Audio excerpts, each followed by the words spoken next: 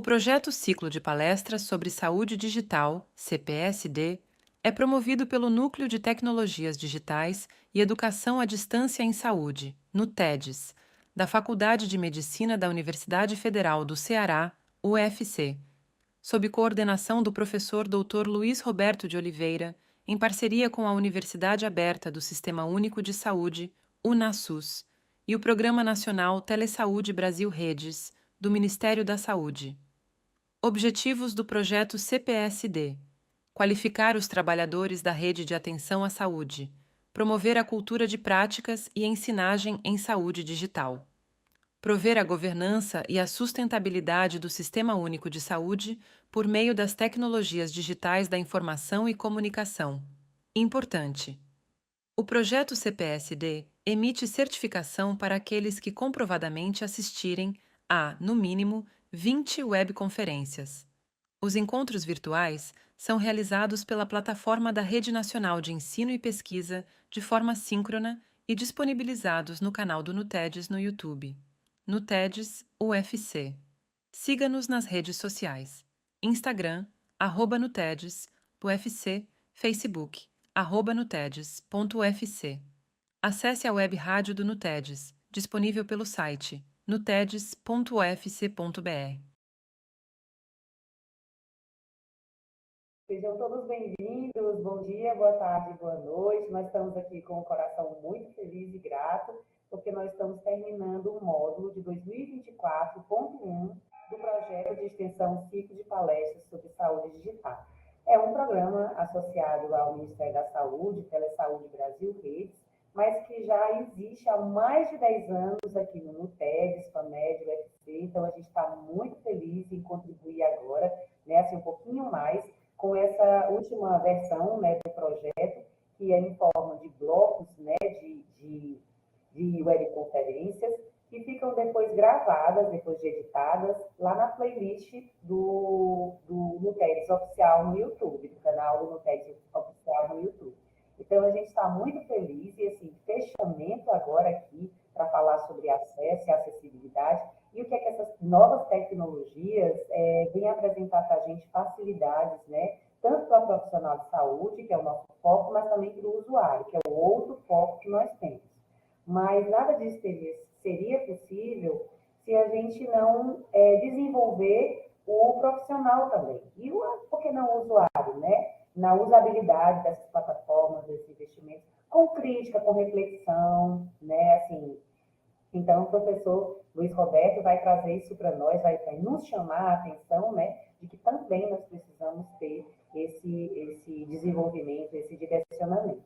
Então, estou muito feliz, assim, não sou a host daqui, estou só feliz em dizer que agradeço bastante por vocês terem se organizado para fazer esse fechamento do bloco e já estão convidados, né, para fazer parte de mais um dos blocos do próximo 2024.2 sobre saúde digital. Podem já ir pensando aí nos seus temas, né, que vocês querem desenvolver e entregar aqui para o professor Luiz Roberto, para mim, ao professor Wellington, que é sempre um parceiro, é mais que um amigo, é quase um sócio também aqui desse ciclo de palestras sobre saúde digital, e a gente monta o bloco para vocês. O professor Luiz Roberto tem outros projetos, muitos projetos aqui, né, no NUTEDES, ele pode ficar à vontade em falar, e assim, de repente, vocês podem se encontrar, né, dentro desses projetos também nos desenvolver.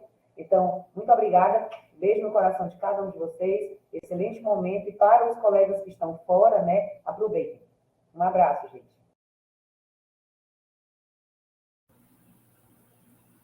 Ok, bom dia a todos, eu fico muito feliz com a presença de todos vocês, pelo que eu agradeço, e também quero aqui parabenizar e elogiar o trabalho da nossa amiga Sheila, que no fim eu vou pedir para ela abrir de novo a telinha dela para que a gente possa fazer uma foto e, inclusive, divulgar esse trabalho que nós vamos desenvolver hoje, tendo em vista que tudo isso, Sheilinha, deixa aberto aí.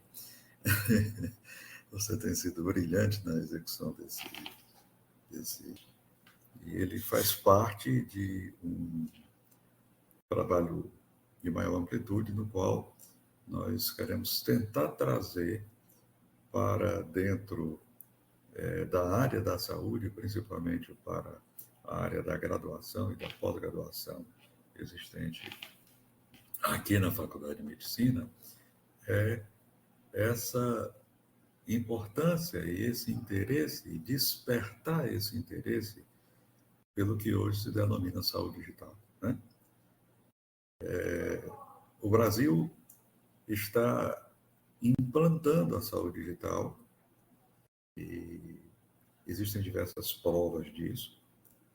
Uma delas é a criação de uma Secretaria de Informação e Saúde Digital, a CEDIG, e a coordenação titular da secretaria é a professora Michela Haddad, e foi uma das precursoras na introdução do que até novembro de 2019 funcionou como o projeto Telesaúde Brasil Redes. E foi uma coisa engraçada, porque eles suspenderam em novembro de 2019 e em abril de 2020 veio a pandemia. E os núcleos estavam todos fechados e a gente poderia ter ajudado muito mais. E tudo isso não foi possível porque os núcleos estavam todos desfeitos. Estão agora tentando retornar com a organização dos núcleos. Nós recebemos recentemente a visita de uma das pessoas que é hoje um dos principais participantes lá, o professor Cleinaldo, que foi reitor por 2 vezes da Universidade do Estado do Amazonas, né? Mas nós precisamos nos agrupar, porque em época de saúde digital, o fundamental é nós reconhecermos a necessidade da convergência. Não é o conhecimento na área da saúde isolado que vai fazer a saúde digital se tornar útil e produzir o que nós precisamos que seja produzido para melhorar a qualidade da atenção à saúde. Na realidade, melhorar a qualidade da atenção à saúde é o primeiro dos grandes 4 objetivos dentro da saúde digital. Até pouco tempo atrás, para vocês terem uma ideia, se falava apenas dos 3 objetivos. Hoje já existe um 4º. O Triple Aim já está atrasado, né? O segundo grande objetivo é o objetivo de você diminuir as iniquidades, principalmente para aquelas populações que estão em situações vulneráveis. Existem diversas vulnerabilidades na população relacionadas à atenção à saúde. Você tem pessoas que moram em locais em que não tem profissionais de saúde. Você tem pessoas que dependem de um acompanhamento constante, de uma monitorização constante, que elas não conseguem isso. E há diversas razões e diversas influências para que essas iniquidades ocorram. E essas iniquidades, em geral, elas contribuem muito para que você aumente os gastos na saúde, embora os efeitos sejam efeitos que são minimizados. E o exemplo mais simples é você ter um paciente que tem uma lesão inicial de câncer de boca e essa lesão só é reconhecida tardiamente quando você, então, compara um paciente que tem um carcinoma in situ e passa como aquela feridinha na qual simplesmente se manda ele passar uma pomada. Se esse paciente for devidamente tratado, esse paciente tem um índice de curabilidade próxima de 100%, e se ele for diagnosticado com T4, que é o estágio mais avançado, a grande maioria vai ser estadiada no estágio T3 e T4, esses pacientes não têm uma sobrevida de 3 anos acima de 60%, é abaixo de 60%. Então, diminuir as iniquidades ajuda não só, dou o exemplo do câncer de boca, mas ajuda também, por exemplo, a diminuir o problema da mortalidade materna durante a gravidez. Isso hoje no Brasil continua sendo uma lástima e muitas vezes o que nós temos é simplesmente uma dificuldade de interlocução do médico que está na atenção primária com o médico especialista em ginecologia e obstetrícia, e por causa da falta de um simples contato entre os dois, de um feedback dado de um para outro, do paciente, que é do médico, do provedor de saúde, do prestador de serviço, que é especialista, com o médico que está na atenção primária, a mortalidade materna em períodos de gravidez, ela ainda é no Brasil algo gritante e muito elevado, né? Bom, juntando essas duas coisas, se nós conseguirmos melhorar os índices desses dois tópicos primeiros, nós conseguimos diminuir o custo das ações de saúde. Ou seja, nós temos sempre necessidades de atenção à saúde crescendo e sempre recursos para atender essas necessidades ou estabilizadas ou diminuindo. Ou seja, todo o dinheiro que está sendo prometido aí para abrir campus, né, em cidades do interior e aumentar o número de faculdades de medicina, não se enganem que não vão ajudar a melhorar em nada a situação da atenção à qualidade da saúde. Porque o que a gente precisa pensar é em melhorar a qualidade do conhecimento e da expertise desses profissionais que vão ser formados, né? Por fim, por último, hoje dá-se muita atenção ao chamado quarto item que compõe os objetivos do que nós chamamos de saúde digital. Ele se chama, tem um duplo aspecto, jornada da qualidade de saúde com o paciente. Ou seja, um paciente que tem um problema de intervenção e precisa de uma simples orientação a respeito da modificação de sua medicação, porque ele é um paciente que tem insuficiência cardíaca, mesmo no estágio leve. Esse paciente nunca pode deixar de ser acompanhado. Ele tem que ser acompanhado constantemente. E esse acompanhamento, infelizmente, no Brasil, não é feito. Pois bem, se esse paciente que está precisando de uma simples orientação para alterar uma medicação, ele passa 3, 4 meses para conseguir uma consulta presencial, ainda precisa viajar 100, 200, 300, 600 quilômetros para ter uma consulta de 15 minutos, obviamente que ele não está satisfeito com a jornada de saúde pessoal que ele possa desenvolver. Além do mais, é preciso que a gente pense também na jornada de trabalho do profissional de saúde. Portanto, hoje, o quarto objetivo da saúde digital, com todos os recursos que nós temos, utilizando ferramentas embasadas nas tecnologias digitais da informação e das comunicações, ela inclui a satisfação da jornada de saúde por parte do paciente e a satisfação da jornada de trabalho por parte do prestador de serviço. Certo? Diante desses 4 objetivos, o Brasil ainda fala na necessidade de desenvolver recursos humanos.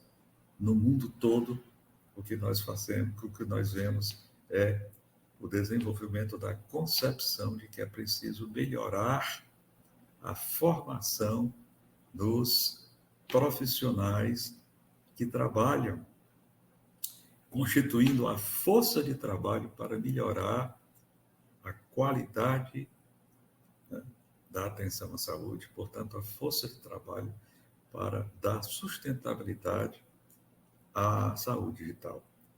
E nesses 4 itens, que há pouco tempo eram 3, nesses 4 itens, é fundamental nós desenvolvermos a convergência e a oferta de formação continuada e permanente para esses 3 grupos que constituem a força de trabalho. O primeiro grupo, sem dúvida, são os profissionais que são da área de tecnologia. O segundo grupo, sem dúvida, são os profissionais que trabalham na saúde, os trabalhadores da saúde. E tem um terceiro grupo, que é ainda mais desprezado, que são os profissionais das chamadas tecnologias de produção, digamos assim. É um termo que ainda não está muito acordado, uns chamam assim, outros chamam assado. tecnologia de produção, tecnologias de provimento, mas, enfim, eu estou falando aqui o quê? De pessoas que, trabalhando na área da saúde, entendam, tá certo? Daquilo que se chama planejamento estratégico. A primeira coisa que você precisa para colocar um trabalho de saúde digital, qualquer que seja a área da saúde digital, se você não tiver um planejamento estratégico adequado, isso não vai funcionar que preste. Não é só chegar e encher uma UPA de equipamento, colocar comunicação, colocar acesso, etc. E os profissionais de saúde não saberem usar as ferramentas e começarem a fazer coisas que às vezes são, até hoje, né, proibidas pela Lei Geral de Proteção de Dados. Então, nós precisamos educar os profissionais de saúde para isso, né? Enfim, você tem esse grupo de profissionais que trabalha com os aspectos relacionados a planejamento estratégico, mas é preciso pensar também, tá certo? Em outras áreas que são importantes, como a gestão. É conhecido no Brasil o quanto é difícil encontrar gestores para ocupar a Secretaria de Saúde no interior do Estado, no interior de todos os estados brasileiros.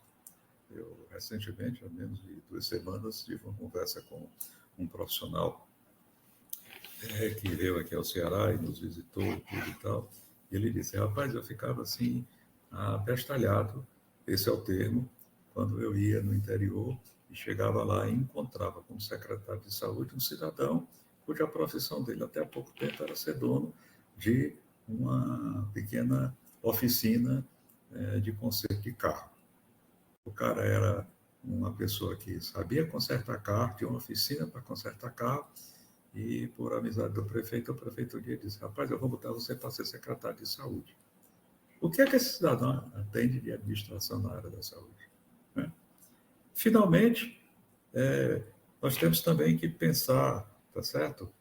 Em aspectos muito importantes que impactam diretamente, né, no custo da saúde, como o caso de nós trabalharmos corretamente com aspectos relacionados ao planejamento de distribuição dos diversos insumos que você precisa utilizar na saúde.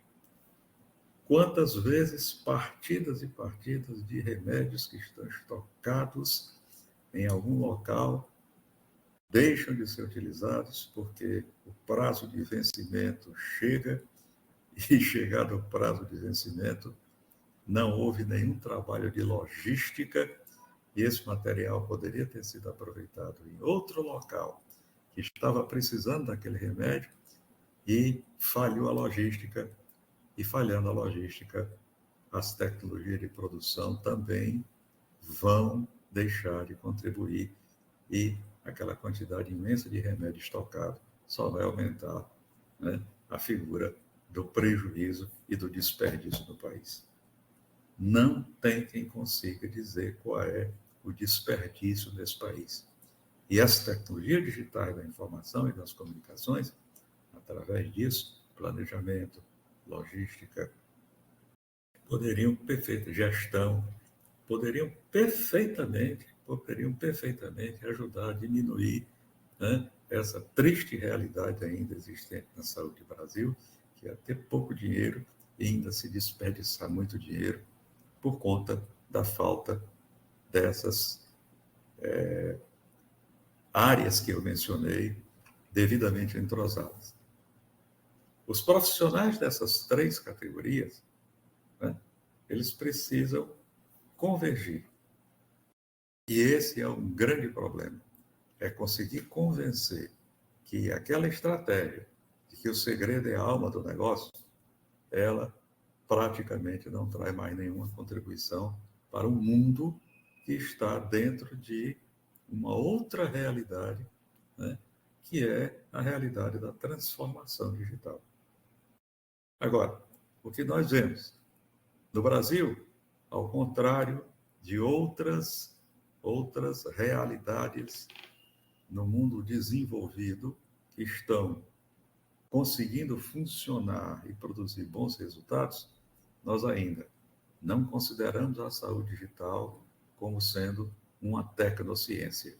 Ou seja, para a CAPES e para o CNPq, nem adianta você querer fazer uma PCM pensando em criar um mestrado ou um doutorado profissionalizante que seja, que pode ser dado inteiramente à distância, em saúde digital, porque não tem onde aplicar, tendo em vista que essa área não é reconhecida no Brasil ainda como ciência, não tem status de ciência.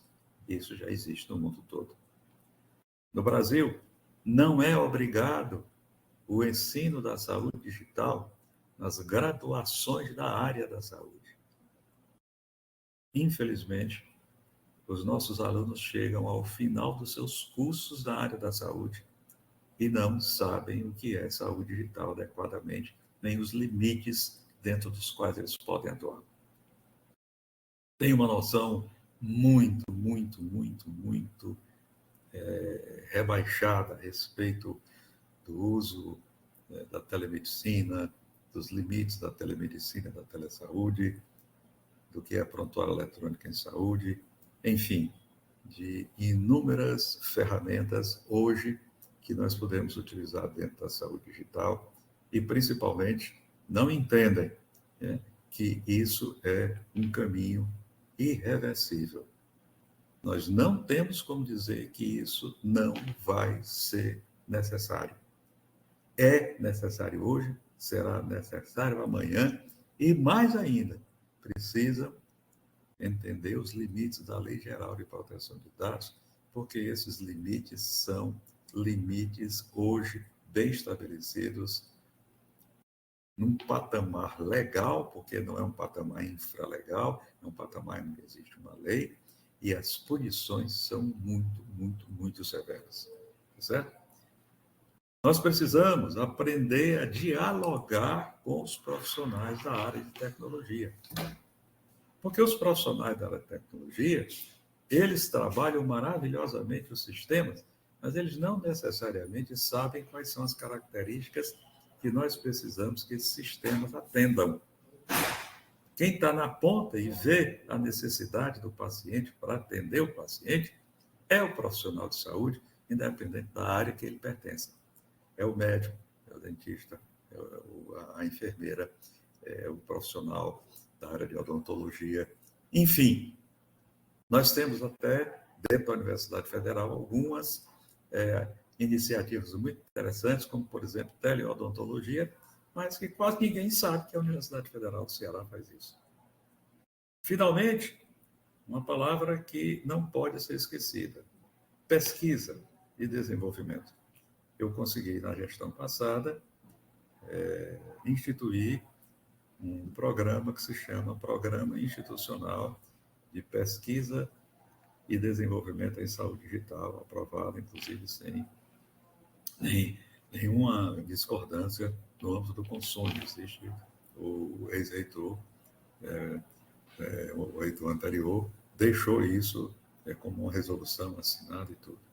Mas nós não conseguimos, por exemplo, convencer ninguém de que era extremamente importante que a Universidade Federal do Ceará tivesse um departamento de saúde digital, que tivesse, como vai ter, graças a Deus, eu consegui também aprovar, uma disciplina na graduação do curso da medicina para ensino, iniciação da saúde digital, para que pelo menos os conceitos mais básicos possam ser entendidos por esses alunos, que daqui a pouco vão estar atendendo na atenção primária, que vai ser o começo deles pela atenção primária, e esses alunos simplesmente não vão entender quais são as suas obrigações e estão expostos a cometer determinadas atitudes que podem ser atitudes extremamente prejudiciais para os pacientes e para eles. Bom, eu termino aqui a minha fala e espero que nós possamos aqui contribuir um pouquinho mais para todos esses desafios que essas lacunas ainda existentes no Brasil ainda persistem, e isso, sem dúvida, vai cobrar um preço muito alto na questão da sustentabilidade da saúde digital no Brasil dentro de poucos anos. Muito obrigado. Posso iniciar? Fique à vontade. Primeiramente, gostaria de agradecer o convite do professor Wellington.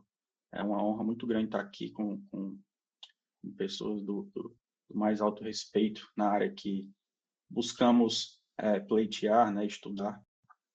Dizer que estou realmente muito feliz por estar aqui. Eu preparei, professor André, professor Roberto e professor Wellington, uma fala bem técnica, mas eu queria falar sobre 2 pontos da fala do professor Luiz Roberto.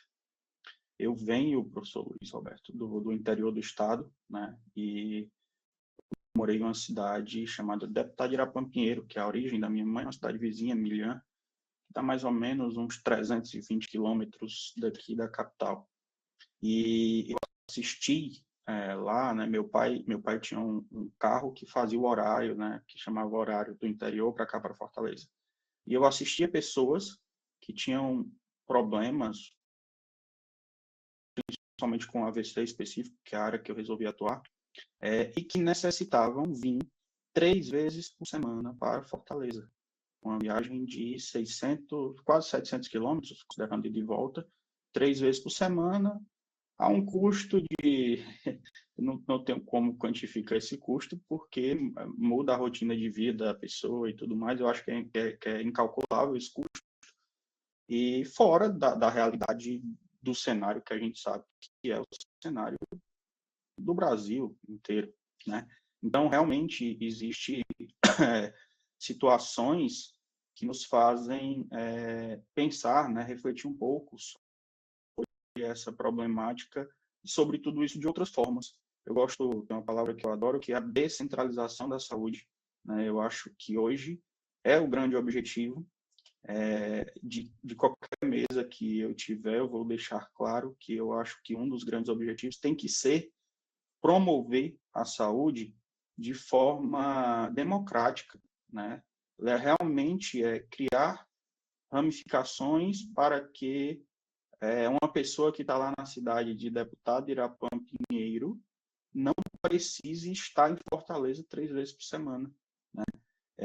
Como eu falo bastante, o profissional de saúde, ele não, na verdade, nenhum profissional que venha a ter essa concepção da entrada da tecnologia na sua área, ele não vai ser substituído, jamais. Porém, ele vai ter o seu trabalho aperfeiçoado com o uso da tecnologia. Uma frase que eu vi semana passada, só para finalizar essa fala, é que você não vai ser substituído pela IA, né, pela inteligência artificial. Você vai ser substituído por um colega de profissão que estudou IA, né, que entendeu a IA, a tecnologia, enfim, em linhas gerais. Então, era só essa fala que eu queria iniciar e já falar um pouco sobre o que nós construímos lá na Fiocruz, no nosso grupo de pesquisa, né, no GEPS. É um grupo de soluções de saúde, né, e engenharia de proteínas que a gente tem na Fiocruz. O coordenador é o professor Marcos Roberto Lorenzoni, meu orientador, e tive esse grato prazer de fazer meu doutorado na Fiocruz. Se tudo der certo, eu defendo no próximo mês, e de estar numa instituição onde essas soluções são tão bem recebidas, né? Queria pontuar isso também. Então, falando um pouco sobre o AVC, né, que eu acho que a motivação, né, o motivo de que eu estude AVC, eu meio que deixei claro, né, como eu falei, eu via gente vindo do interior 3 vezes por semana, quando na minha infância e adolescência, e eu achava aquilo muito, muito complicado.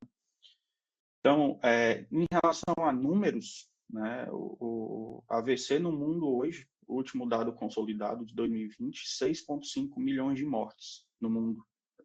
No Brasil, esse número cai para 100 mil mortes por ano, cerca de 100 mil mortes, mais 400 mil AVCs em média.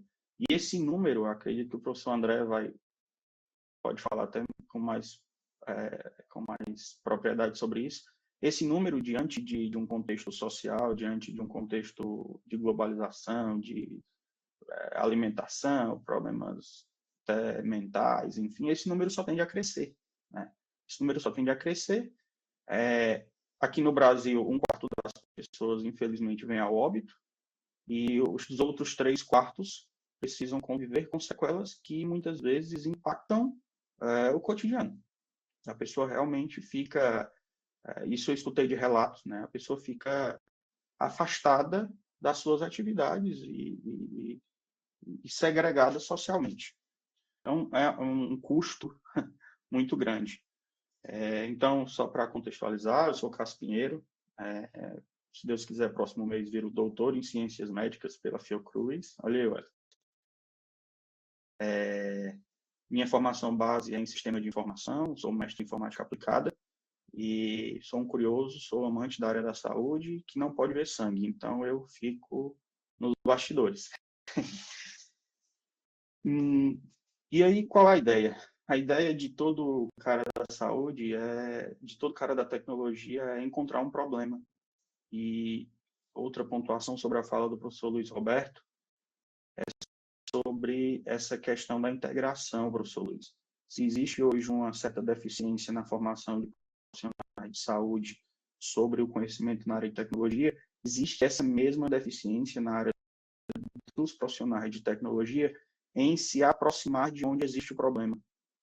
Muitas vezes eu lembro que eu já fiz isso e já vi o professor Wellington fazer, né, que é uma inspiração para nós, aí, nosso carro-chefe na área, ele, nossa referência, é que quando os alunos chegam, professor, eu preciso de uma ideia para um projeto, tal, eu sei fazer isso, sei fazer aquilo, mas eu não tenho ideia. Eu digo, cara, faz assim, tu tá aqui numa universidade, tem cursos da área de saúde, tu quer eu te levo para conversar com o professor da área de saúde, vai para um laboratório, vai para uma clínica dessas aí que tem dentro do hospital.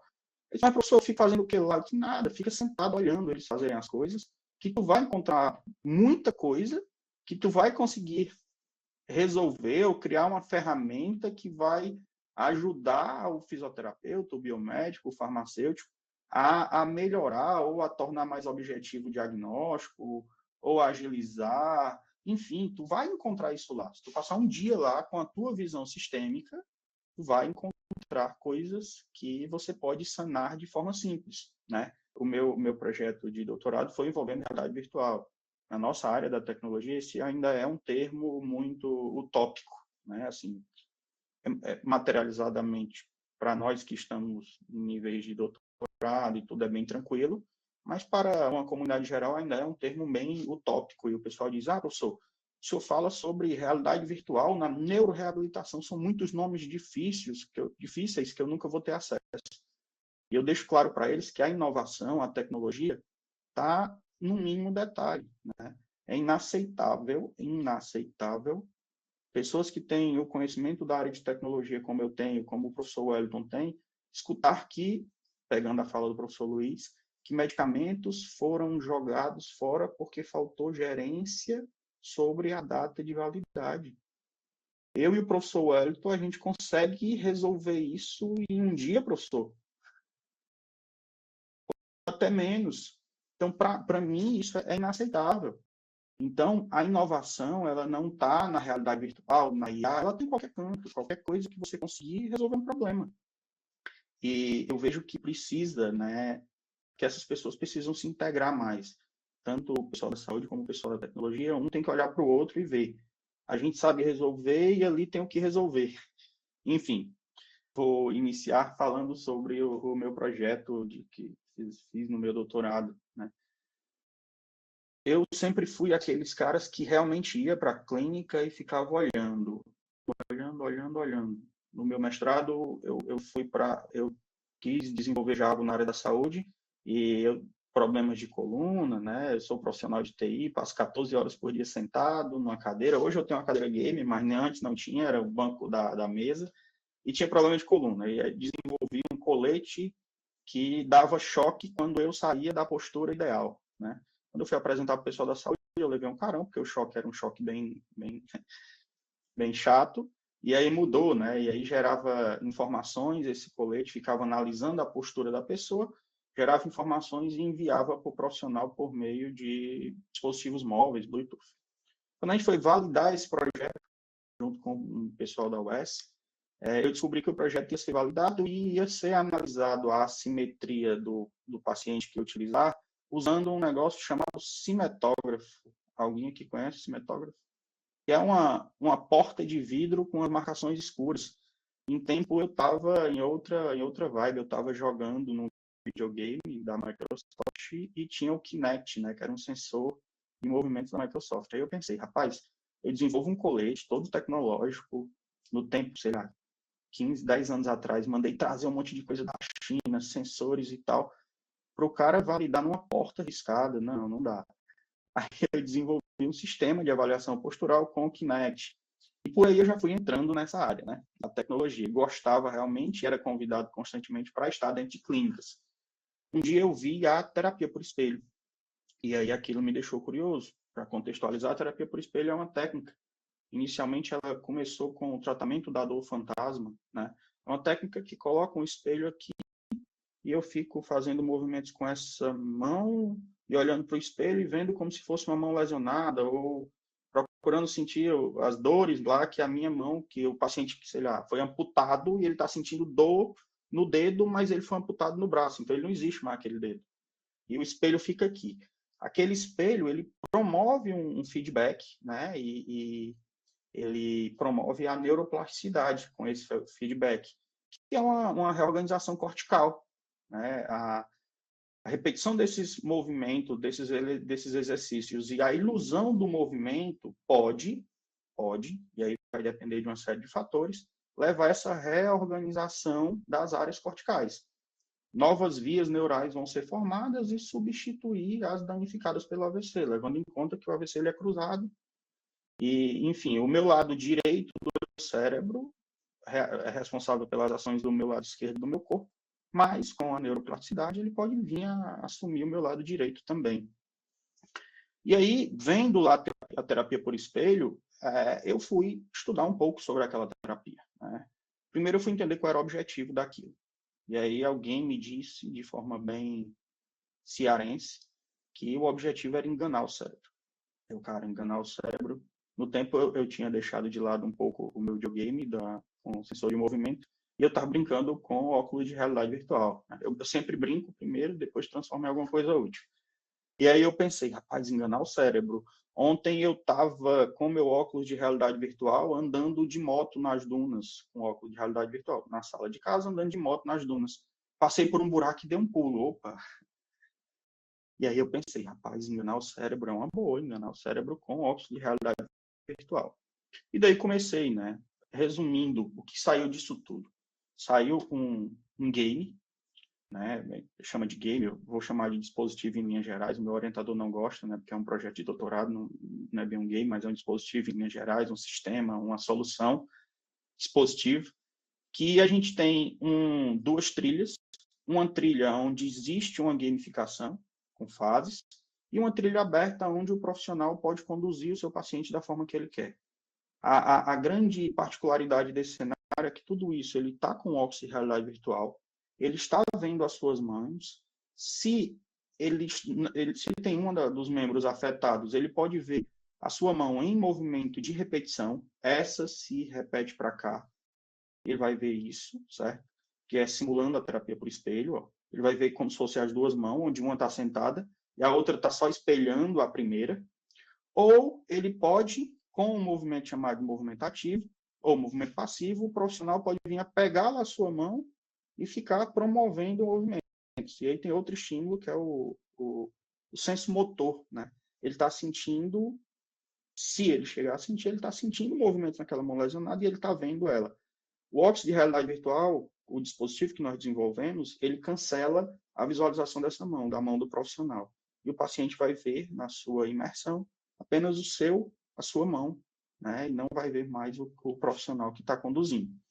E aí ele tem essas duas trilhas, né? Uma trilha onde tem movimentos, ele precisa sair de dentro de uma caixa, quer fazer esse movimento, ele precisa apontar, ele precisa dirigir o carro, ele precisa pegar alguma coisa, pegar umas bolinhas e encaixar, movimento de pinça, movimentos de, uma visão de espaçamento e coisas do tipo.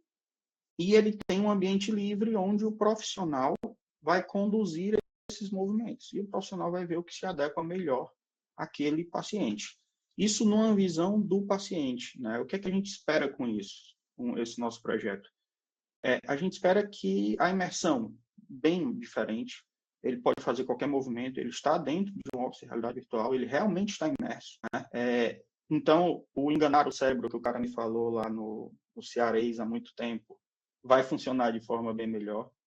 Ele tem a questão dos movimentos sensomotores e ele pode criar, né, ambientes lúdicos, né? Ele pode criar ambientes lúdicos. Um dos pacientes que participou do nosso processo de validação deu uma sugestão de fazer um jogo de baralho, que ele disse que gostava bastante. O jogo de baralho tem movimentos que são interessantes. A pinça lá, né?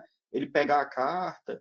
Ele disse, cara, eu jogava muito baralho. Então, se você desenvolvesse um cenário gamificado jogando baralho, eu ia ficar muito feliz, né? Esse processo não ia ser mais eu vou para consulta, obrigado, né? Seria eu vou jogar ali. E tem um apelo psicológico também muito forte, né? De inclusão e por aí vai.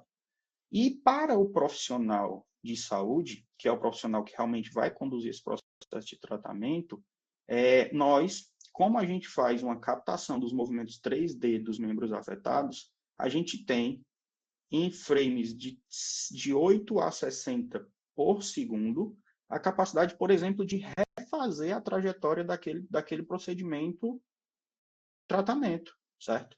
Então, tipo, o doutor André, ele tem um paciente, aquele paciente está fazendo a reabilitação, está com 6 meses. E o cara chega e diz assim, doutor, eu queria ver se está melhorando, se eu estou tendo uma melhora. O André vai lá e diz, vamos pegar aqui, vamos refazer todos os teus procedimentos, vamos sobrepor em um gráfico, captando 25 pontos do membro lesionado em 60 frames por segundo. É um filme, né?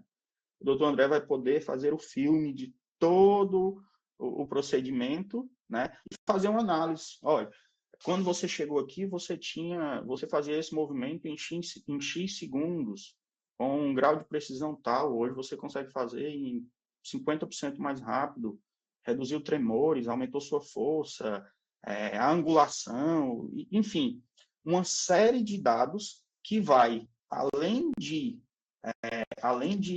melhorar, né, o paciente realmente está vendo resultados, vai proporcionar ao profissional que ele faça um aperfeiçoamento da sua técnica. Existem pacientes que se encaixam melhor com tal técnica e outros com outra, ele vai poder ter essa visão no geral, e ele vai poder tomar decisões de forma mais assertiva. Esse dado é real time. O doutor André está vendo, o paciente está realizando o procedimento e o doutor André está acompanhando aqui por meio de gráficos e por meio de uma análise de dados bem inteligente. Então, essa foi a ideia do meu projeto. A gente fez uma validação clínica no HGF, né, que eu gostei bastante, considero foi um sucesso. Tivemos feedbacks muito positivos, tanto dos pacientes quanto do profissional. Algumas mensagens até de alguns pacientes que se emocionaram utilizando. E estou bastante orgulhoso e espero que, tão breve, essa nossa tecnologia vá realmente para ajudar realmente a população em geral. Então, eu acho que eu extrapolei o tempo, não sei, mas para finalizar a minha fala, temos esse grupo na Fiocruz, o GEPS, coordenado pelo professor Dr. Marcos Lorenzoni, que é meu orientador. Estamos atuando com essas soluções de proteínas e soluções para a saúde, utilizando machine learning, inteligência artificial, realidade virtual, realidade aumentada, enfim. A gente sabe onde é que tem a tecnologia e a gente já sabe um pouco onde é que tem os problemas. Vamos continuar trabalhando muito, a Fiocruz gosta disso, né, em promover essas soluções. Finalizo minha fala aqui só agradecendo a oportunidade e dizer que estou muito honrado de estar aqui com vocês. Muito bom, Cássio. Primeiramente, obrigado pelo convite, né? Estou vendo que eu caí de paraquedas e um paraquedas com muito conforto. graças à amizade ao professor Wellington, né, que me convidou para fazer uma fala sobre aplicativos para autismo, mas escutando o professor Luiz Roberto e o professor Cássio, me interessa muito, né, que esse laço seja ajustado mesmo entre nós, profissionais de linha de frente da saúde, né, tá com a mão no paciente, muitas vezes, que é comum de colegas saturados em termos de dedicado 100% da sua rotina aí, e sabendo que a gente tem colegas como auxiliadores para resolução de problema, né? Na visão de onde eu tenho, dentro da neuropediatria, né, e falando aqui, puxando um pouco o lado do autismo, a gente vê muitos, e aí puxando, parafraseando aí o Cássio, muitos problemas a serem resolvidos, né? Desde acesso, desde diagnóstico, desde intervenção e desde uma aferição depois de evolução clínica, né? Então, a tecnologia está aí cada vez mais, como o professor Luiz Roberto falou, é uma ida sem volta, cada vez mais não é uma promessa, é uma realidade crescente, né, a todo vapor, e eu me formei há um pouco mais de 10 anos, então a tecnologia foi se agregando na minha vida profissional, né? Na graduação eu não tive experiência acadêmica direcionada a isso, né? E a gente, depois que começa a trabalhar, a gente começa a ter acesso aos prontuários eletrônicos, né, as mensagens de pacientes, e a gente começa a entender que a tecnologia está aí para auxílio, né? Hoje em dia, comparando os prontuários que a gente tinha de hoje e hoje em dia, a gente tem mais tempo ao paciente, porque a tecnologia está aí para facilitar acessos, encurtar períodos. Então, dentro da área do autismo, a gente tem um gargalo enorme, né, entre o que a gente tem de demanda e o que a gente consegue oferecer. Eu trouxe aqui alguns aplicativos que a gente acaba tendo na prática, né, em direção ao autismo. Eu vou tentar compartilhar a tela. Pronto, vocês têm acesso? Vocês estão conseguindo ver? Joia. Isso foi um apanhado que a gente acabou fazendo, tá? Foi um grupo de colegas que a gente fez um mapeamento dos aplicativos para autismo hoje em dia, tanto para iOS quanto Android, e a gente tem meia centena, pelo menos, tá, de disponibilidade. Então, o autismo em si, ele agrega um conglomerado de demandas ou sintomatologias por parte do próprio paciente que tem, quanto família em geral, né? Educadores que estão envolvidos, profissionais ao redor e assim por diante. Então, resumidamente, o que faz uma pessoa ser autista é ter algumas características que envolvem dificuldade de comunicação social, né? Socialização por si só, e alguns comportamentos que são restritos, são interesses muitas vezes estereotipados, né? E o conjunto disso traz um leque muito variado de sintomatologia. Então, a gente, pensando nisso, a gente usa os aplicativos para essa miríade de possibilidades, né? Desde a ajuda diagnóstica ou graduações de evolução, por exemplo, clínica do paciente. E eu vou citar alguns exemplos que a gente tem para no dia a dia, tá? Então, com aplicativos, a gente tem alguns testes, né, que a gente usa na prática clínica, e alguns aplicativos promovem perguntas, questionários, que, através de um score final, vai dizer alta ou baixa probabilidade dessa pessoa que preencheu ter o diagnóstico de autismo, né? Nenhum teste desse ele é diagnóstico, né? Ele não tem um poder diagnóstico, mas ele funciona como um rastreio. Então, você imagina que um pai ou mesmo uma pessoa adulta que tem suspeita de ter o autismo pode preencher um questionário desse e ficar um pouco mais claro se ela tem propósito que ela está entendendo ou não de se entender como autista. E aí o próprio aplicativo já recomenda, dependendo do score, que se procure um profissional de saúde para concluir esse diagnóstico ou não, tá? Então, esse é um exemplo, tá? Tem alguns testes para adulto, para criança, alguns validados com pesquisa científica, então tem mais peso metodológico, né, e de validação. a inteligência artificial tem se agregado também a esse processo, então tem aplicativos que eles promovem uma interconexão de dados que o paciente vai alimentando, conforme os sintomas que percebe, alguns questionários próprios, e depois, se recebe o diagnóstico ou não, ele coloca essa informação também. Então, ela vai fazendo uma Big Data, e aí ele vai trazendo a probabilidade daquela pessoa que está preenchendo, futuramente, ser ou não diagnosticado. Então, a inteligência artificial, programas com inteligência artificial diretamente. A realidade hoje em dia, no Ceará inteiro, a gente tem pelo menos uma perspectiva de 25 a 30 mil crianças, isso na faixa pediátrica, esperando um diagnóstico, né, com suspeita clínica de autismo, e no Brasil a gente tem uma estimativa, segundo os dados atuais, não tem dados objetivos, mas é uma estimativa entre 2 a 6 milhões de pessoas com autismo. Então é uma demanda muito grande, isso não é uma realidade só brasileira, e muitos países têm algumas frentes para tentar trabalhar com isso, tá? Esse aplicativo que está em tela é um aplicativo dos Estados Unidos, tá? Em áreas onde o acesso também é dificultoso pelo número de profissionais. Então, eles promoveram uma captação de dados, então o familiar filma mesmo alguns trechos da criança, e são trechos direcionados, a criança se alimentando, a criança brincando, a criança interagindo, e vídeos curtos, e vai para uma central onde, sim, essa central tem os especialistas, né? Tem psicólogo que faz diagnóstico junto de médicos. Então, ele sai um relatório final com a descrição e o diagnóstico. Então, mesmo que o paciente nunca tenha contato físico com o profissional, é uma ferramenta que permite, através de uma observação direta por filmagem, trazer os dados necessários para o profissional concluir ou refutar o diagnóstico, tá?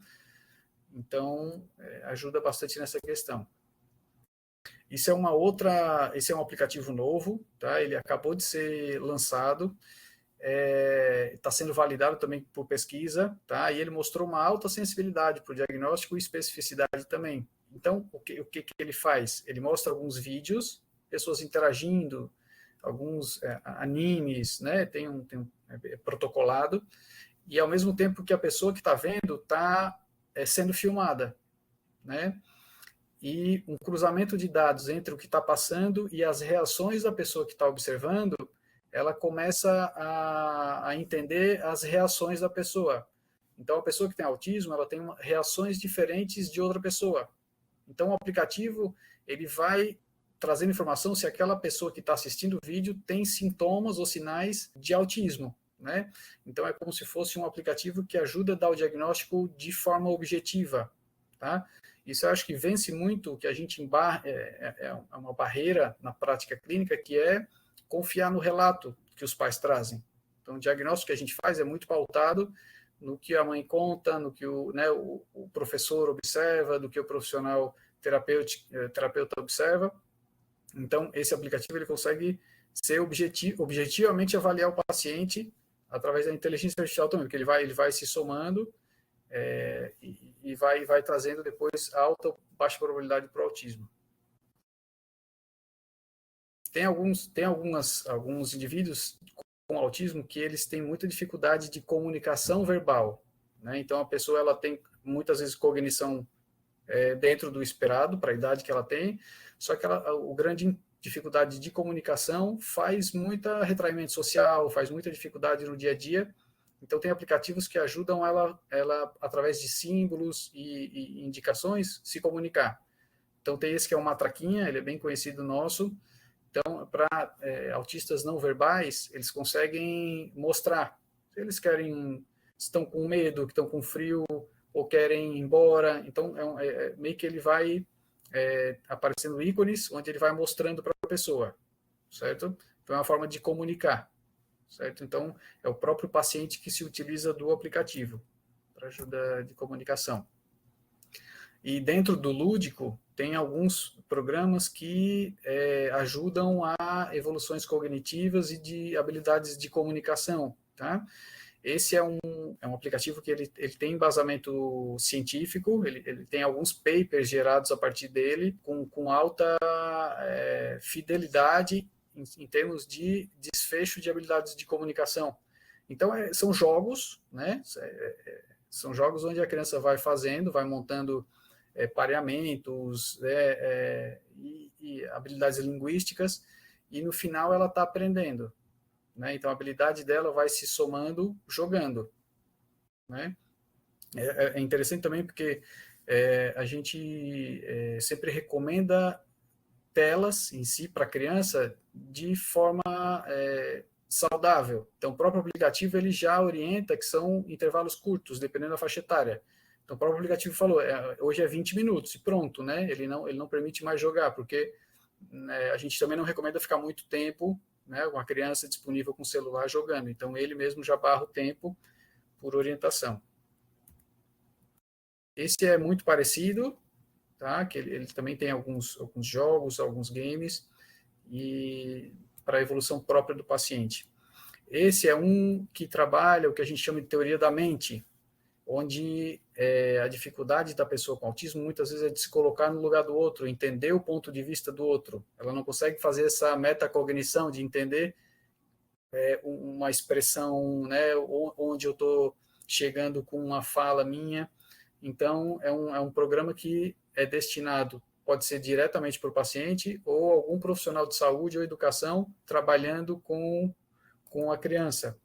Então, são orientações de trabalhar isso que a gente chama de teoria da mente. Esse é um outro que também tem, por meio de inteligência artificial, que ele sugere, é como se fosse um terapeuta ocupacional eletrônico.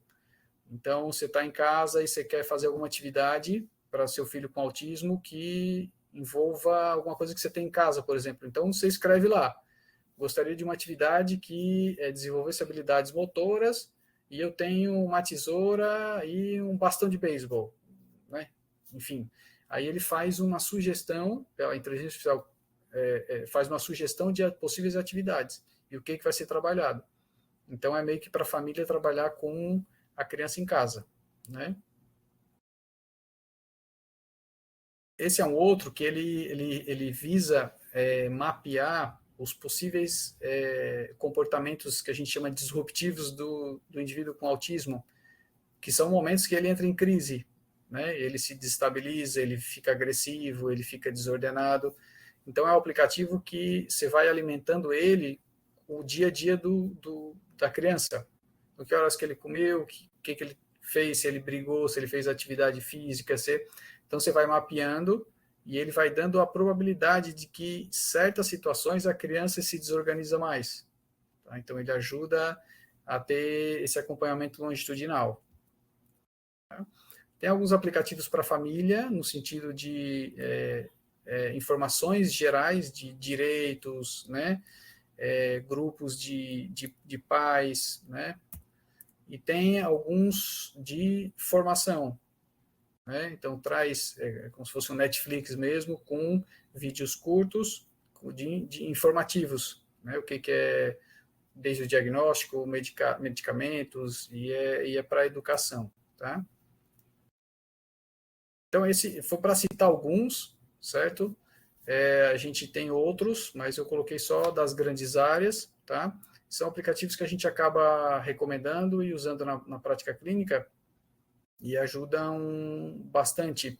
Eu costumo também usar vídeos do YouTube, né? Que tem por exemplo, na Unifesp, teve uma grande pesquisa da Unifesp, USP e Universidade Mackenzie, há uns 4 anos, que eles avaliaram capacitar os pais. Então, eles compararam por vídeos prontos, né, com atores mesmo. Então, eles pegaram um grupo controle que fazia terapia convencional, com psicólogo, terapeuta ocupacional e fono, ou capacitavam os pais através desses vídeos, né? Esses vídeos são gratuitos, estão disponíveis no YouTube. Eu recomendo bastante, muitas vezes, para os pais. E o desfecho foi muito semelhante, muitas capacidades de comunicação, estereotipias, e teve muita melhora. Então, capacitar os pais uma ferramenta tecnológica, ajuda tanto quanto a criança ir na clínica tantas vezes por semana. Então, isso traz muito menos custo, né? Ou seja, a criança tem que ir 2, 3 vezes na clínica, e ela está trabalhando em casa muitas vezes de forma mais intensa, porque é o dia a dia com o pai, com a mãe, que aprende a fazer algumas coisas e acaba transpondo para ela. Tá bom? Foram esses aplicativos que eu sugeri, tá certo? Deixo aberto para as discussões.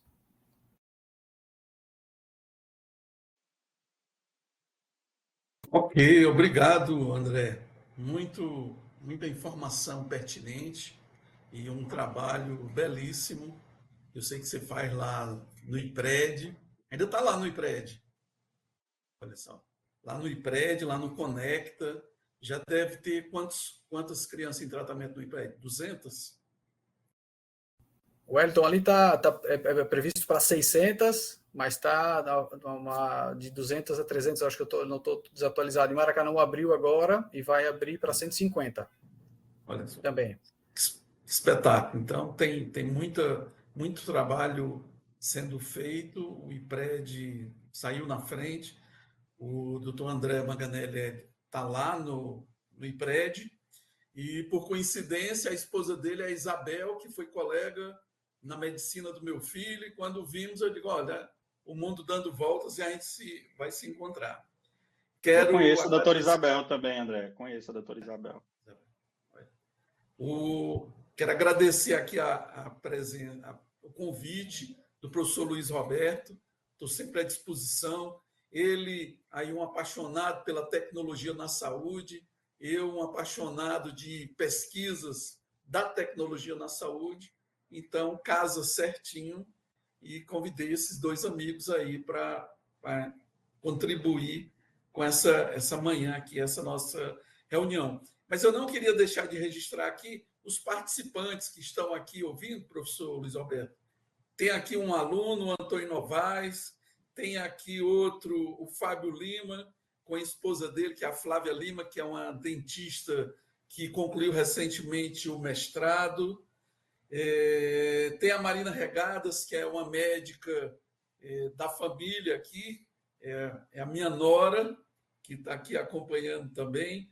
Então, eu fico instigando para que eles participem aqui dos meus eventos, tá? E o que eu queria trazer, eu não sei se está liberado para mim compartilhar. Eu ainda não consigo. Opa, consegui. Então, pessoal, o que eu queria rapidamente. Vocês estão vendo aí minha tela cheia? Sim, professor, já começou. E muito obrigada por colocar o slidezinho mestre, né, do projeto. Muito bonitinho. Sim, é porque eu sou figurinha repetida aqui no evento, né? Eu já tinha apresentado, então aproveitei que eu tinha. É sócio. Mas, professor, deixa eu dizer, pegue os nomes aí. Os nomes? Colegas que estão vendo a aula, e vamos montar mesmo esse próximo bloco, os nomes dos colegas que estão assistindo a webconferência, para que a gente possa montar um dos blocos, 2024.2. Senhor, tá certo. Roberto, né? Com os colegas que estão também assistindo, né? Eu acredito que ele tem certo. muito que contribuir. Certeza. Pois então eu vou lá. Se parar alguma coisa, vocês me avisam aí. Eu não estou vendo vocês. Então, o que eu quis trazer aqui, colegas, é que a gente está falando da tecnologia, mas eu dei um passo atrás. Eu fui lá para a década de 80, quando eu entrei na faculdade, e eu vejo que tudo que é possível hoje, antes teve um passo, que foi essa evolução tecnológica, que na década de 80, eu estava na UFC, era magrinho, tinha muito cabelo, era louro, e usava a programação através de cartão perfurado, que é um negócio que não existe mais, já faz mais de 40 anos. Mas era outro tempo. Os telefones, era esse telefone que a gente chamou analógico, que é o de discar. E teve que acontecer uma evolução tecnológica de que os mainframes, nós passamos a ter microcomputadores na década de 80, você tinha um microcomputador em casa, que hoje todo mundo tem um notebook ou tem um celular, que tem tanto recurso quanto um mainframe desse da época aí de 80. A telefonia que era analógica virou digital. Isso foi no início dos anos 90. E eu estou falando disso porque, a partir daí, teve a telefonia móvel em 93, aqui no estado do Ceará. A internet começa a ter um impacto, uma evolução grande, a partir de 96. Banda larga de qualidade só em 98. E aí você vai dizer, olha, para que a gente chegasse no momento hoje tecnológico, tudo isso aí teve que acontecer. Então, teve que se desenvolver a telefonia móvel, teve que se desenvolver a comunicação de dados de alta velocidade, para a gente chegar no momento em que eu posso guardar grandes volumes de dados, porque os computadores conseguem ter essa finalidade e essa capacidade. Eu consigo desenvolver algoritmos de IA e rodar com grandes volumes, porque os equipamentos são capazes de rodar, mas em 80 não era. 80 não tinha um ambiente adequado. Eu vejo ali a foto do rapazinho ali que está... Eu gosto dessa imagem. O rapaz que está se comunicando com Libras, que é uma acessibilidade que nos anos 80, o jovem que era surdo, ele só se comunicava com as pessoas que estavam na proximidade dele através da língua de sinais. Então, ele só conseguia falar com quem estava próximo. Na televisão, na década de 80, não existia o tradutor de Libras, que hoje vários programas já usam o tradutor de Libras. Mas hoje, com internet de alta velocidade, telefonia móvel, videoconferência, eles comunicam com pessoas no mundo inteiro através da língua de sinais. Quer dizer, é uma população que está ali, que estava ali, sem acesso à comunicação, e hoje ele acessa qualquer parente, amigo, onde for no mundo. Ele faz uma ligação.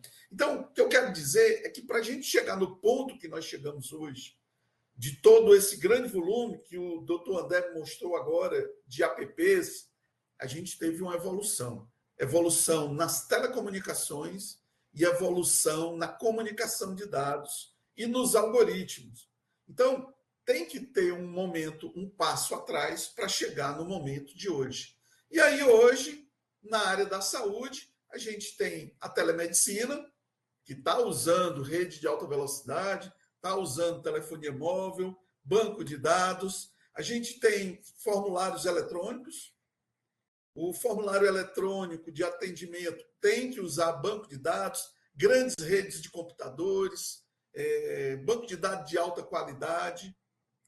Os aplicativos de uso para a área da saúde, monitoramento, está lá o smartphone, está a rede de telefonia móvel, internet, banco de dados, todos agora que já evoluíram para esse ponto. O ensino EAD, que o professor Luiz Roberto falou, olha, nós tivemos a pandemia que durante 3 anos ninguém podia sair de dentro de casa, e eu dei aula aqui desta sala para alunos do Brasil inteiro. Então, não parou, as universidades, as aulas não pararam, porque a gente tinha um ensino EAD através de uma boa rede de comunicação, telefonia móvel, notebooks, computadores, rede visual. E eu tinha alunos aqui no interior do estado do Ceará, no interior do Maranhão, participando das aulas através do ensino à distância, que com isso a gente pode dar acessibilidade a jovens que estão no interior do Brasil sem acesso à informação. Então, a gente abre aí uma grande oportunidade. A realidade virtual, ou realidade aumentada, ou 3D, que faz parte aí do projeto do professor Cássio, ela já está sendo muito usada na área do ensino, principalmente na medicina e na área da saúde, que é uma forma de visualizar o esqueleto, a musculatura, de aumentar, ampliar. Tem alguns filmes que mostram, mas que já está disponível em várias universidades. E, por último, não menos importante, a inteligência artificial, que Como a tecnologia suporta grandes volumes de dados, com isso eu posso processar esses grandes volumes de dados com algoritmos de inteligência artificial e fazer predições, fazer análises, gerar conhecimento para que a saúde tome uma decisão. Então tem aí, olha só, tudo isso que eu estou mostrando só foi possível porque teve 40 ou 50 anos de evolução aí nos últimos 40, 50 anos. Eu digo para os meus alunos, professor Luiz Roberto, que eu não sou melhor do que ninguém, mas eu levei a maior sorte do mundo porque eu estava começando na UFC em 1980 e hoje, 2024, eu já tenho aí 10, 15 anos de pesquisas de IA na área da saúde.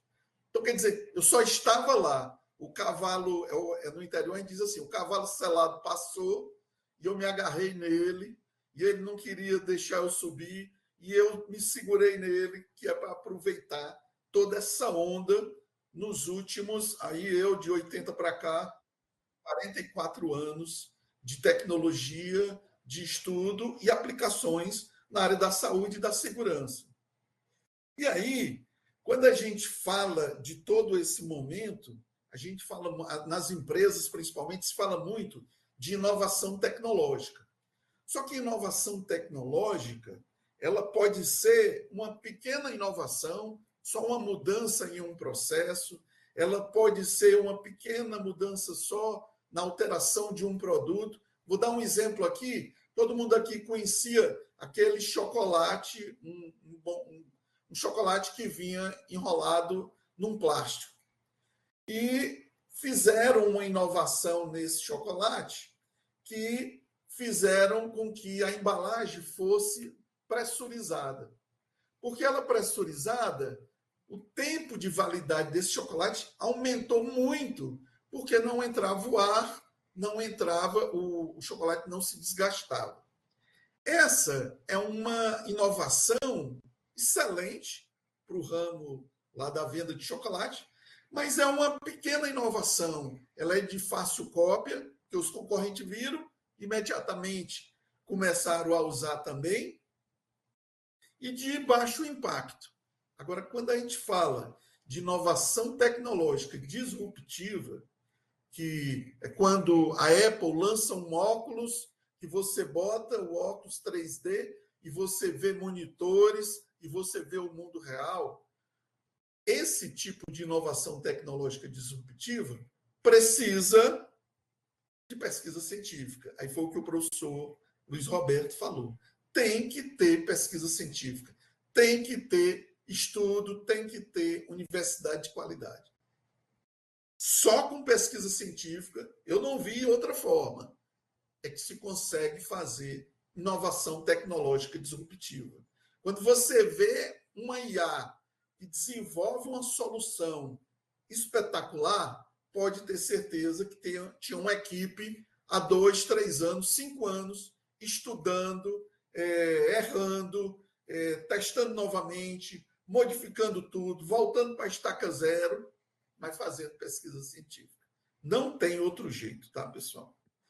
E então eu queria só dar essa fala e já vou deixar aqui tem um termo que os jovens usam, dizendo que eu vou deixar aqui uma pista do que vai vir pela frente. Eu, juntamente com o professor Luiz Roberto e a Ana Lúcia, aí do TEDx, estamos preparando para começar em julho o podcast Tecnologia e Saúde, em que a gente vai estar falando em pequenos momentos, pequenos trechos, falando do uso da tecnologia da saúde, como a saúde está aproveitando a tecnologia, e aí conto com vocês para assistirem e participarem. Então, depois vocês vão me dizer aí como é que a gente fala. Isso é papo de jovem. Ele diz, eu vou dar uma dica do que vem aí. Como é que é, Cássio? Tu que sabe aí. E era isso que eu queria falar. Um spoiler. É um spoiler. É um spoiler, pronto. Obrigado, Cássio. Então, um spoiler aí é que está vindo o podcast Tecnologia e Saúde, junto com a Ana Lúcia e o professor Luiz Roberto, aí do NUTEDS, recebi esse convite com muita honra para preparar uma série de podcasts envolvendo tecnologia e saúde. E vou convidar os amigos para entrevistar e espero contribuir com a educação e daí trazer pesquisas, mostrar o que está sendo feito, que é para a gente continuar evoluindo na tecnologia para a saúde e a saúde se beneficiando toda a comunidade. Obrigado, era isso a minha fala rápida, porque eu sei que o tempo aí a gente já ultrapassou um pouco, mas era isso que eu queria falar para vocês. E agradeço aí ao professor Luiz Roberto essa oportunidade. Mais essa. Professor Wellington, muito obrigado. Quero agradecer também a participação do Cássio e do André. A área da saúde, ela é muito antiga, né? Confunde-se aí com o próprio desenvolvimento do ser humano. E é uma área reconhecidamente muito resistente a mudanças. Todo mundo sabe que o estetoscópio levou aí alguns séculos para poder ser aceito como um instrumento de trabalho útil. Ninguém queria usar o estetoscópio, né? Porque o tradicionalismo mandava você encostar, né, o ouvido no local que você queria escutar. Hoje, nós já temos aparelhos que fazem a ausculta pulmonar, a ausculta cardíaca, ao mesmo tempo permitem você fazer exame de fundo de olho, ao mesmo tempo permitem você fazer exame da cavidade oral. Enviar essas imagens à distância para serem analisadas por especialistas que podem dizer mais alguma coisa a respeito disso. Surge daí a possibilidade de você dar um diagnóstico de uma lesão de boca. Surge aí a teledermatologia. A telepsiquiatria há muito tempo já faz coisas muito boas. A telepsicologia há muito tempo já faz coisas muito boas. E ainda há pessoas que acham que só telemedicina é saúde digital. Não, saúde digital é uma coisa com uma amplitude muito maior. Você, por exemplo, pode constituir com imagens bancos de dados e amanhã você colocar esses bancos de dados como auxiliares a você, por exemplo, selecionar pacientes que precisam ser atendidos imediatamente daqueles que podem demorar um pouco mais. Daí vem a teleradiologia. Hoje, você encontra aplicações da IA já mostrando que o ChatGPT consegue passar no teste para você conseguir exercer medicina nos Estados Unidos numa taxa mais elevada do que os próprios candidatos, que são seres humanos que fazem o teste. Por que não aproveitar tudo isso em melhoria da qualidade da atenção? Porque, no fim, no último, o foco é o paciente. O que nós precisamos melhorar é o paciente. Esse paciente que precisa vir 3 vezes por semana, viajando 300 para vir, 300 para voltar, e ele pode ser monitorado à distância, esse paciente basta de um celular. Ou seja, é uma iniquidade desproporcional, eu diria até criminosa, você não trabalhar para persistir a inversão disso que pode ser resolvida hoje com tecnologia. Né? Portanto, professor Wellington, o que nós queremos é realmente, nesse podcast, começar a falar de como a tecnologia pode humanizar a atenção à saúde. E isso só se consegue através da educação. Essa história de dar capacitação, treinamento, etc. e tudo, isso é coisa que cada vez mais precisa ser visto de uma maneira melhorada. Tem um livro que eu comprei há pouco tempo e que ele fala muito das possibilidades das metodologias ativas de ensino e aprendizagem. E quando tem lá um capítulo sobre as tecnologias digitais, e as autoras falam que essas tecnologias digitais da informação e das comunicações, devem ser vistas do ponto de vista do empoderamento e da autonomização, né, dos profissionais para que eles possam atingir, né, as chances de vencer o grande desafio que existe no mundo moderno, que é o desafio do aprendizado constante para o resto da vida e ao longo da vida, né? Todos nós precisamos, independente da nossa idade, continuar estudando, continuar aprendendo, né? Não existe como você parar de aprender. Não existe essa história de que aí vai tomar o lugar do profissional. O que acontece é que as profissões vão poder se transformar à medida em que nós conseguirmos utilizar essas tecnologias de forma que elas possam ser tecnologias que causem emancipação intelectual para que você possa cada vez mais aprender mais e melhor, atingindo, portanto, o estágio da eutagogia, né? Agora, a gente encontra dificuldades. Aqui na UFC, por exemplo, há 20 anos que eu digo que é necessário criar um departamento de saúde digital com profissionais da área da saúde e profissionais da área da tecnologia. Nunca me deram ouvido. O Brasil tem um departamento de saúde digital na Universidade Federal de São Paulo, na Unifesp. Eu conheço várias pessoas de lá, tenho um bom relacionamento com eles, né? Inclusive com o fundador, o professor Daniel Sigulin, que foi um dos precursores da saúde, do que hoje se chama saúde digital no Brasil.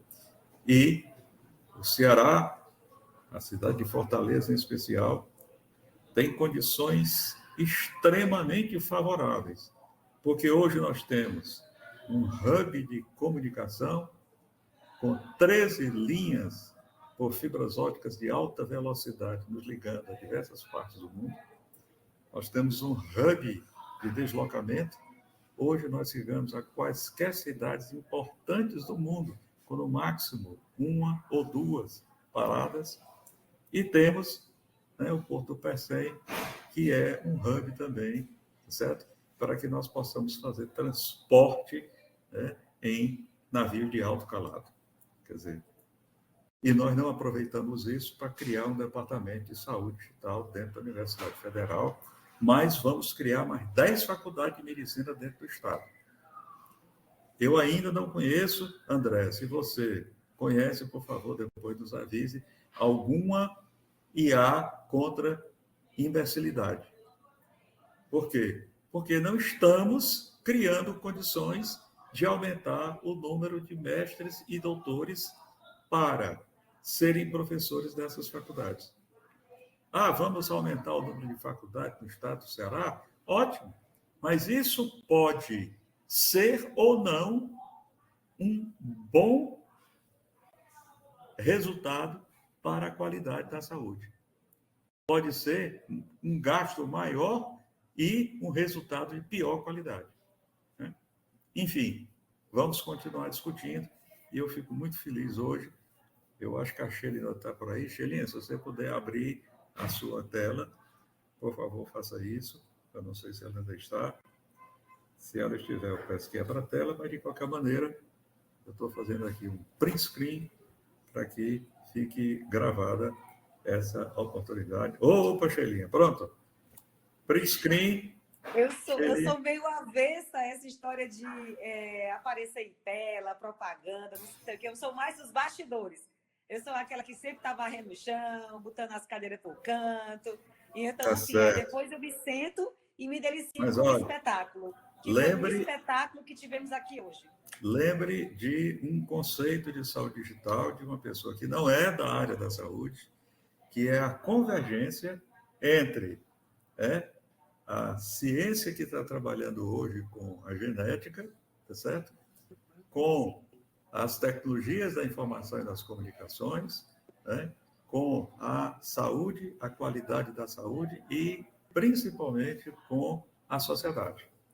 O que significa dizer Exatamente, professor. que as tecnologias digitais da informação e das comunicações, elas são hoje uma questão de você ter a sua identidade na sociedade Então, a sua identidade, a sua presença digital, ela é algo hoje intangível, né? Portanto, saia dos bastidores e venha para frente e continue nos bastidores, mas venha para frente. Porque é Exato. uma questão de Aí o você ter professor sua falou. sua identidade digital, né? O professor falou Isso é muito certo importante. agora, né? Mais certo ainda, a gente agora, no próximo semestre, né, que é 2024.2, viu, professor Wellington? Fique logo bem aprumadinho aí, tá certo? A gente vai querer botar um módulo aqui, um módulo não, um bloco, né, com os alunos, com os residentes, né, com, por que não, os próprios usuários, né, para eles trazerem as facilidades, né? A inteligência deles também, a experiência deles, a vivência, as dúvidas, né, professor? O professor sempre quis ter. É um glossário digital com um nome diferente, né, professor? Mas ele Deus sempre quiser. quis ter um glossário digital. E quem é que vai fazer esse glossário digital? Aquelas pessoas que estão usando, né? Então, pronto. Aí o professor tem um nomezinho estranho, assim, bem diferente que o professor colocou, né, professor? Lembrem-se que desde a Web 2.0, nós conquistamos uma coisa muito interessante. Até a Web 1.0, você era apenas um receptor passivo de conhecimentos e de informações. A partir da Web 2.0, nós passamos também a ter o direito de vender a nossa versão. Eu não posso exigir que ninguém fale de mim, mas eu posso vender a minha versão, eu posso falar a minha versão. Portanto, eu sou também um produtor de conteúdos. Eu posso dizer o que é que eu penso e disseminar isso. Isso traz uma responsabilidade social muito grande. A sua identidade social, ela é hoje algo da qual você não pode negligenciar. Você não pode negligenciar a sua identidade social, né? Agradeço novamente a todos e esse material ele vai ser colocado no nosso canal do YouTube. Antecipadamente, um bom final de semana para todos. Obrigado aí, doutor André, Temos muitas Cássio. pessoas, gente, atrás de Obrigado, nós. pessoal. Né, Obrigado pelo professor? convite. Muito produtivo Temos aí. muitas pessoas atrás de nós, gente. Nós somos só um pedacinho da equipe, viu? Obrigada. Legal. Grato, pessoal. Grato. Parabéns. Oportunidade. Obrigado. Até mais.